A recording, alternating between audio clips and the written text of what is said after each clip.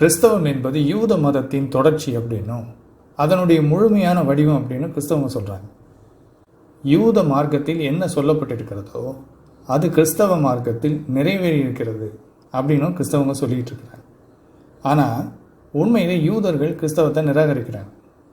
கிறிஸ்தவம் என்பது யூத மதத்தின் தொடர்ச்சி என்றால் யூதர்கள் ஏன் அதை நிராகரிக்கிறாங்க? கிறிஸ்தவர்கள் இந்துக்களையெல்லாம் மதமாற்றம் பண்ணுறாங்க. நம்ம நாட்டில் உலகம் பூரா போய் பல இனங்களையும் கிறிஸ்தவர்கள் ஆக்கியிருக்கிறாங்க. அப்படி இருக்கும்போது யூத மதத்திலிருந்து தான் கிறிஸ்தவம் வந்திருக்குது அப்படின்னு கிறிஸ்தவர்கள் சொல்வதை யூதர்கள் ஏற்றுக்கிறது இல்லை. இது ஏன் அப்படிங்கிறது தான் முக்கியமான கேள்வி. ஆரம்ப நாட்களில் பல யூதர்கள் கிறிஸ்தவத்தை ஏற்றுக்கிட்டாங்கன்றது உண்மை.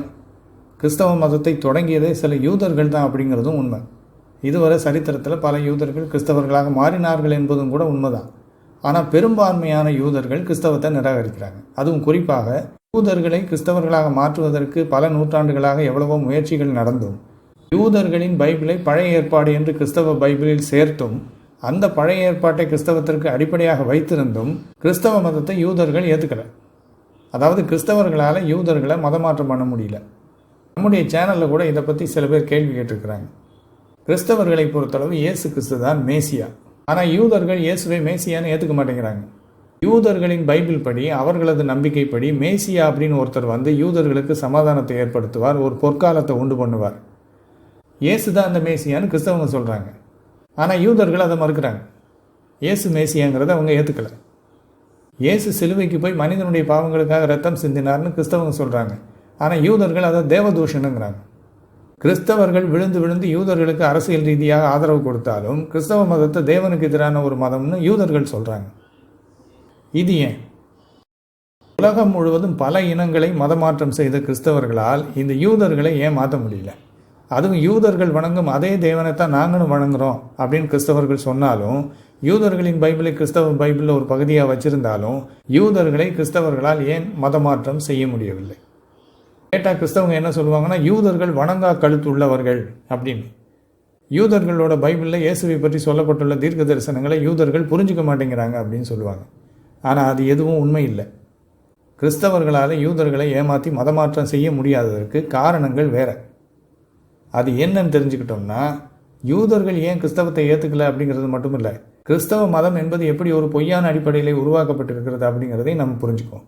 என்னென்ன காரணங்களால் யூதர்கள் கிறிஸ்தவத்தை ஏற்றுக்கொள்ளவில்லை ஒவ்வொன்றா பார்ப்போம். முதலாவது காரணம், இயேசு என்பவர் யூத பைபிளில் உள்ள மேசியாவை குறித்த தீர்க்க தரிசனங்கள் எதையும் நிறைவேற்றவில்லை.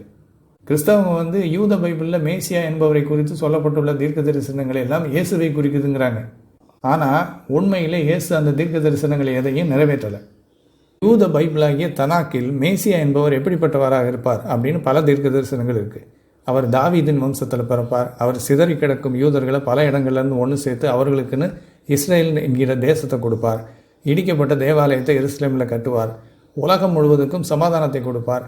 உலகம் முழுவதும் இஸ்ரேலியர்கள் வணங்கும் அந்த கடவுளை உண்மையான கடவுள்னு அங்கீகரிப்பாங்க அப்படின்னு பல தீர்க்க தரிசனங்கள் இருக்குது. இது எதையும் இயேசு வாழ்ந்தபோது நிறைவேற்றலை அவர். இதுதான் யூதர்கள் இயேசுவை மேசியா என்று அங்கீகரிக்காததற்கு முதல் காரணம். இப்போ கிறிஸ்தவங்களுக்கும் இதெல்லாம் தெரியும், இயேசு இதையெல்லாம் நிறைவேற்றலை அப்படின்னு. ஆனால் அவர் இதையெல்லாம் இன்னொரு தடவை நிறைவேற்றுவார் அப்படின்னு ஒரு பொய்யை பரப்பிக்கிட்டு இருக்கிறாங்க. இயேசுவின் 2ஆம் வருகைன்னு சொல்லிக்கிட்டு இருக்கிறாங்கல்ல, அதுவும் 2000 வருஷங்களாக இதோ இப்போ வரப்போகிறார் அப்போ வரப்போகிறாருன்னு சொல்லி கிறிஸ்தவங்க ஊரை ஏமாற்றிக்கிட்டு இருக்கிறாங்க. இதை யூதர்கள் நம்ப மாட்டாங்க. அதாவது இயேசு கிறிஸ்து இன்னொரு தடவை இதையெல்லாம் செய்வார் அப்படின்னு கிறிஸ்தவங்க சொல்கிறத யூதர்கள் நம்ப மாட்டாங்க. அவங்கள பொறுத்தளவு மேசியாங்கிறவர் ஒரு தடவை ஒரே தடவையில் இதெல்லாம் நிறைவேற்றுவார்.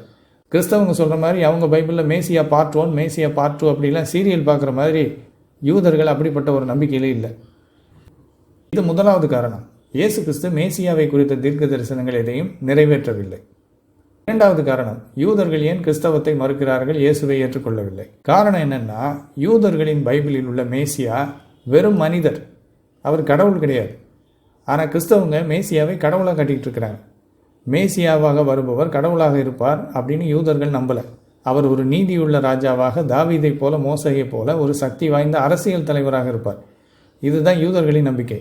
ஆனால் கிறிஸ்தவங்க மேசியாவை கடவுளாக்கிட்டாங்க. அதாவது இயேசுவை கடவுளாக்கி வச்சிருக்கிறாங்கல்ல.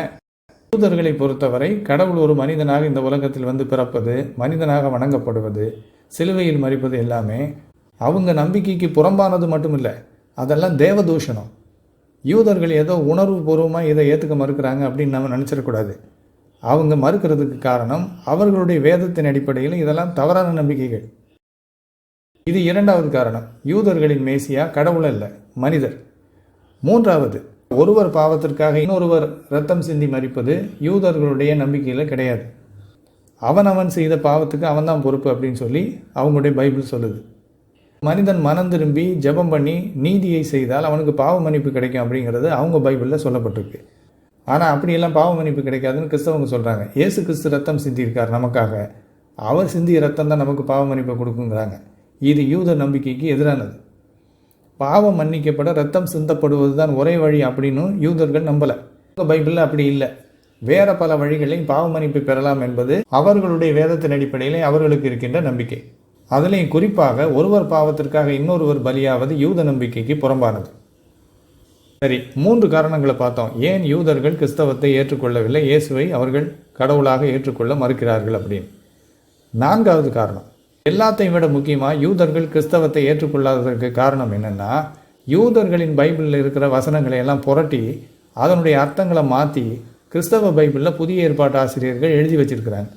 இதுதான் யூதர்கள் கிறிஸ்தவத்தை நிராகரிக்கிறதுக்கு மிக முக்கியமான காரணம். இதை பற்றி ஏற்கனவே நம்முடைய சேனலில் சில வீடியோக்கள் வெளியிட்டிருக்கிறேன்.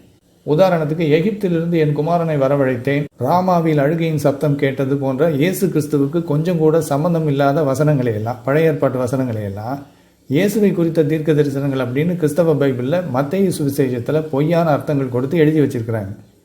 அது மட்டும் இல்லை, பழைய ஏற்பாட்டில் ஏசாயா 7:14, சங்கீதம் 22:16, சகரியா 12:10, ஏசாயா 53 போன்ற பகுதிகளில் உள்ள பல வசனங்களை சம்பந்தம் இல்லாமல் இயேசுவை குறித்த தீர்க்க தரிசனங்கள் அப்படின்னு கிறிஸ்தவங்க தவறாக பயன்படுத்தி இயேசு தான் மேசியான்னு நிரூபிக்கிறதுக்கு முயற்சி பண்ணுறாங்க.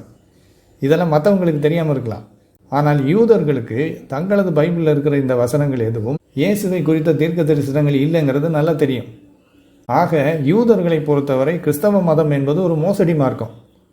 இது எல்லாத்தையும் விட கடைசியாக ஒரு காரணம், 5வது காரணம் என்னென்னா, கிறிஸ்தவர்கள் தேவனை 3 நபர்களாக சித்தரிக்கிறாங்க. இது கிறிஸ்தவத்தில் இருக்கிற மிகப்பெரிய பிரச்சனை. பிதா, குமாரன், பரிசுத்த ஆவி என்று 3 தனித்தனி நபர்களாக ஒரு தேவன் இருக்கிறாருங்கிறாங்க. இது யூதர்களை பொறுத்தவரை மிகப்பெரிய ஒரு அபத்தம். யூதர்கள் தேவன் ஒருவர் தான் நம்புகிறாங்க. கிறிஸ்தவர்களின் இந்த திரியேக கோட்பாடு இருக்கு இல்லையா, இது பல தெய்வங்களை வழிபடுவதற்கு சமமான ஒரு கொள்கை. யூதர்களை பொறுத்தவரை அவங்களால ஒருபோதும் இப்படிப்பட்ட ஒரு கொள்கையை ஏற்றுக்க முடியாது. ஆக கிறிஸ்தவம் என்பது யூத மதத்தின் தொடர்ச்சி என்றும் யூத வேதத்தின் நிறைவேறுதல் என்றும் கிறிஸ்தவங்க சொல்றது யூதர்களை பொறுத்தவரை அபத்தத்திலும் மகா பெரிய அபத்தம். கிறிஸ்தவர்கள் உலகத்தில் பல இனங்களை ஏமாற்றி இயேசு தான் கடவுள் அப்படின்னு அவரை ரட்சகர்னு நம்ப வைக்கலாம். ஆனால் யூதர்களை அவங்களால ஏமாற்ற முடியாது. ஏன்னா யூதர்களுக்கு அவங்களுடைய வேதத்தில் என்ன இருக்குன்னு நல்லா தெரியும். சில யூதர்கள் கிறிஸ்தவர்களின் பொய்யை நம்பி கிறிஸ்தவங்களாக மாறியிருந்தாலும் யூத பைபிளை குறித்த சரியான அறிவு இருக்கும் பெரும்பான்மையான யூதர்களை கிறிஸ்தவர்களால் ஏமாற்ற முடியவில்லை.